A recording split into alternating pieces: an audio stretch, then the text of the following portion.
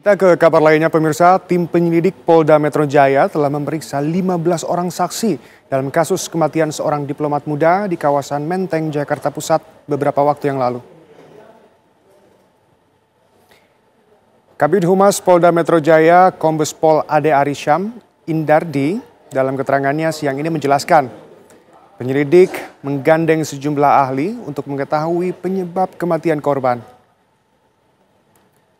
Para ahli tersebut melakukan pemeriksaan toksikologi untuk memastikan apakah ada zat beracun di dalam tubuh korban. Penyelidik juga telah mengambil sidik jari dari sejumlah barang yang ada di sekitar lokasi. Selain itu, penyelidik juga telah mengambil rekaman CCTV dari 20 titik, baik dari sekitar tempat kos hingga lokasi kerja dan tempat yang pernah dikunjungi korban. Hingga kini petugas masih bekerja menyelidiki seluruh temuan-temuan tersebut.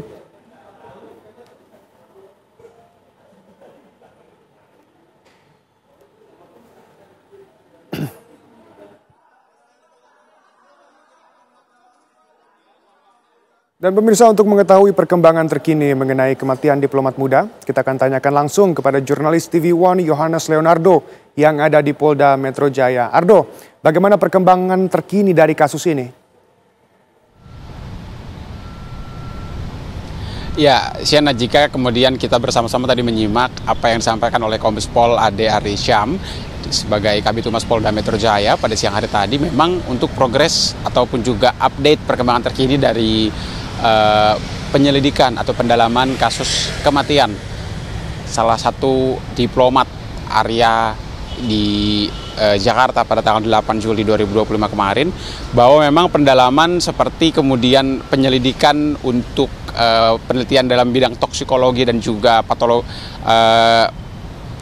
toksikologi untuk memastikan zat-zatnya dipastikan tidak ada atau seperti apanya, kemudian juga pemeriksaan-pemeriksaan dan pendalaman juga sudah dilakukan, dan memang simpulan terkini yang dapat kami terima informasinya hingga saat ini bahwa belum ada kemudian hambatan yang signifikan dalam proses penyelidikan tersebut. Jika kemudian mengacu pada keterangan tersebut, memang yang disampaikan juga perkembangan mengenai penyelidikan di bidang medis, karena saat ini jenazah sedang dilakukan visum di Rumah Sakit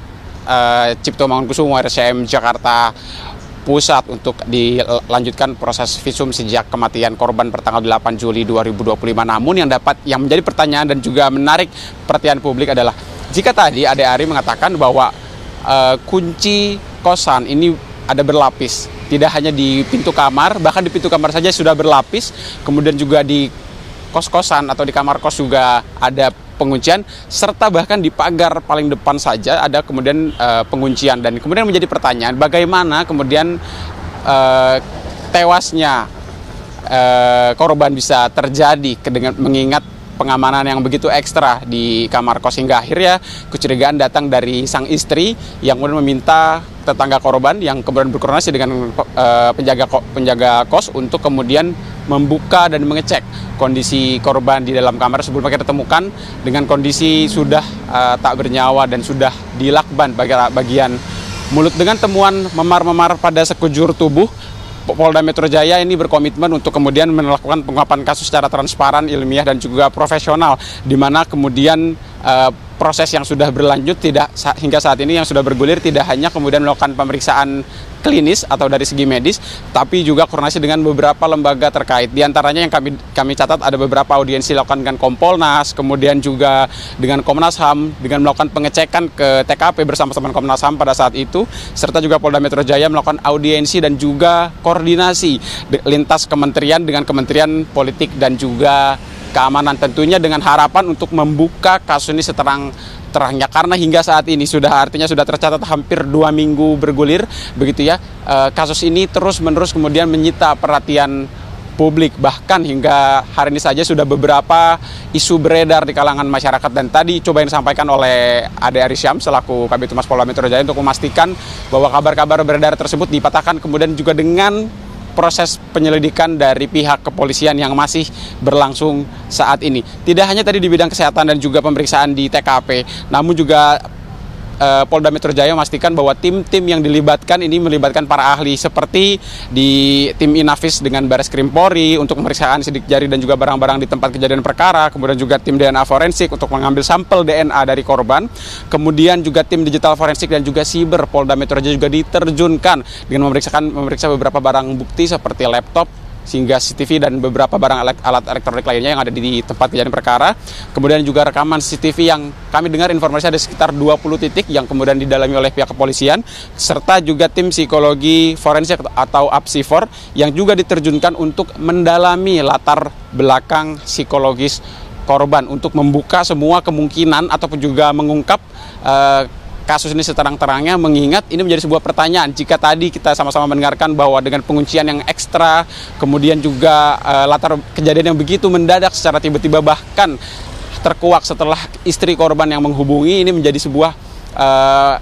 isu penting kemudian bagi Polda Metro Jaya untuk berhasil mengungkap kasus yang sudah terjadi pada tanggal 8 Juli 2025. Hingga saat ini Polda Metro Jaya juga selain sedang mendalami barang bukti dan juga TKP, Polda Metro Jaya juga sudah memeriksa sebanyak 15 saksi, dan 15 saksi ini tentunya akan terus bergulir mengingat kasus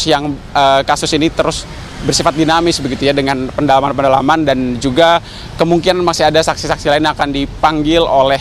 Polda Metro Jaya untuk kemudian mengungkap dan juga memberi perspektif-perspektif baru bagi tim penyidik untuk mendalami kasus kematian salah satu diplomat di Kementerian Luar Negeri yang terjadi pada tanggal 8 Juli 2025. Sementara demikian, Shena Damayana, saya kembalikan lagi ke Anda di studio di Pulau Gadung. Informasi lengkap dari Yohanes Leonardo. Terima kasih. Selamat kembali bertugas.